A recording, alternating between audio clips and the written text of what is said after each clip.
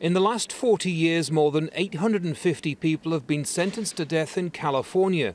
In that time period, the state executed 13 people. The rest have remained on death row for years on end. Wednesday's executive order from Governor Gavin Newsom effectively halts any further executions while he remains in office.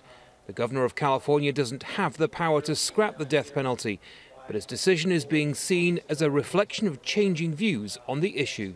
We were laying claim to having the largest death row in the Western Hemisphere. The largest death row in the United States of America, 2 times the size of the next largest state, Florida.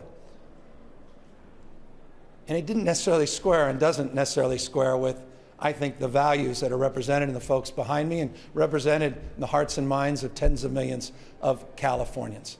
I think we're better than this. Effective immediately, the execution chamber at the notorious San Quentin prison will be dismantled, as well as the state's lethal injection program. California hasn't executed anyone since 2006, and in 2 previous ballots, voters backed the death penalty, in one narrowly supporting speeding up executions. But the state's governor says the lives of innocent people are at stake.